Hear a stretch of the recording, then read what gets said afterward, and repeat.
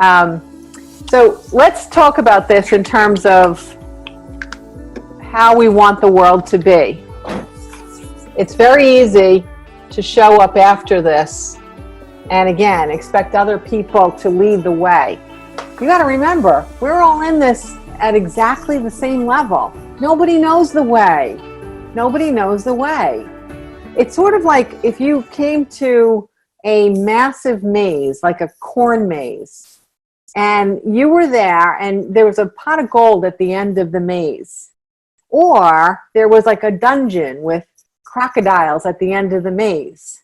As you're entering into the maze, you've got to rely on your own judgment and instincts, your own tools, your own wisdom, your own intuition. You have to rely on everything you have so that when you come out of that maze, you're at the location you want to be. But what if we had ways to strengthen our ability to move through that maze so that we could wind up at the pot of gold instead of at the dungeon with the crocodiles? That's our choice right now. We're at the entrance to the maze. And it's important that we understand that.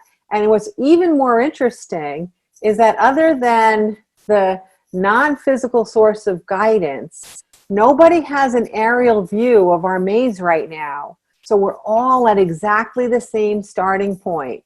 We all have the same exact distance between here and there. So what differentiates us at that beginning point in this new maze is what we are bringing to it. What are we confident in? What do we trust? And the one thing that we have more developed than most people is our intuition. And it doesn't have to be the kind of intuition developed right now to the level that mine might be. It could be intuition where, here you go, where you're just acting on instincts. You're acting on pops of thoughts that appear out of nowhere. You're acting on urges. You're acting on past experience even that brought you to spaces where you want to be.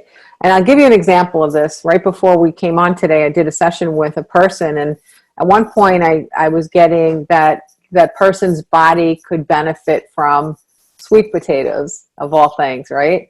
You know, not dark chocolate at this moment, but sweet potatoes, okay? So it's interesting because what I always explain to clients when we're doing sessions and I get anything about your relationship with your body and I get some kind of specific suggestion for the future, you got to remember that science is just like this big in comparison to the information available. So we can't always rely on science. So we don't actually know the nutritional impact of foods or the combination of foods or ways that we exercise our body. We think we know, but we really don't know everything fully. And so when she got sweet potatoes as a suggestion today, yeah, she could look up like what the nutrients of sweet potatoes are, but then why didn't the guide say it's high in C, so why not say broccoli or oranges? Well, they said sweet potatoes. So it could be that there are aspects in sweet potatoes that have different ways of combining with other food choices, or it has a specific relationship with her body that no science is going to tell us, okay? But here's the reason I'm telling the story is she was a little surprised because she had just made, for the first time in her life, about a week ago, she had made sweet potato hummus. And she made sweet potato hummus because of this tumbling of stuff that happened. There were sweet potatoes on the counter. No one was eating them. She's like, I better just cook them before they go bad. Then they sat in the refrigerator, cooked, and she's like, they're bland. So then she went and she looked up a recipe. She found sweet potato hummus, and then she's been eating it all week. So here's the way intuition works. Somehow someone bought those sweet potatoes. That was a co-created idea from the infinite wisdom of the universe or from a specific guide. Then she looked at them on the counter, and instead of just tossing them into the compost pile or tossing them into the garbage, she said, oh, we got to cook these before they go bad. Then this happened, then this happened, then this happened, then this happened. So when you look at the timeline of everything that happened to get those sweet potatoes into her body that she's been eating all week, you can see how magnificent the universe is in helping us to be where we want to be and to get what we need. I don't like the word need, but sometimes when it comes to nutrition, let's just say something that our body wants, okay? That same aspect of intuition is working with us even if we're unaware. So part of me saying your body wants sweet potatoes on the phone for her today was just so she could go back and see how exciting and useful intuition is, and that she was being guided even though she was completely unaware, right? You know, there's times when I will have an email that I have to answer, and I'm pretty diligent about answering emails. I know you guys think 2 hours is diligent. I think 2 days is diligent, but I'm really diligent about it. And once in a while, I'll just let one sit there and I don't feel like answering it. And I'll let it sit there and I don't feel like answering it.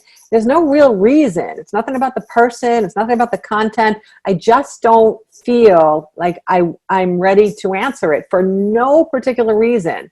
And inevitably, what winds up happening is that the email works itself out. It gets resolved, and my inserting myself in between the initial email and when I would give an answer, it becomes moot. And I'm sure everybody here has had that experience. It's a different experience than procrastinating. Procrastinating is, well, that's a whole different seminar. But this is just a sense that it's not, I'm not drawn to do this right now, and I can't say why, because I've done all the emails before it and I've done all the emails after it. I'm not drawn to do this one. The same thing. So when I'm talking about trusting our intuition now, I don't mean that you have to be at the level yet where you are sitting down and chatting with your guides, or you feel them, or you're auto writing or channeling books, or doing all of the things that I do on a regular basis. This is about knowing with confidence that you're at a level of awareness where you are activating the non-physical resources that are guiding you, and that you're doing so proficiently. So if we're looking at us being at the beginning of the maze again, if you now approach that maze with analytical reasoning only and no other sense, you're going to get yourself lost. You want to bring something more to that maze, and that's exactly what we want to bring to the maze of life when we get back into being among the world. Here's how we can sense and know and trust our intuition in ways that might not feel as direct as conversations or channeling or auto writing or getting pops or answers in dreams or anything like that. But the less apparent ways are available to us at all times.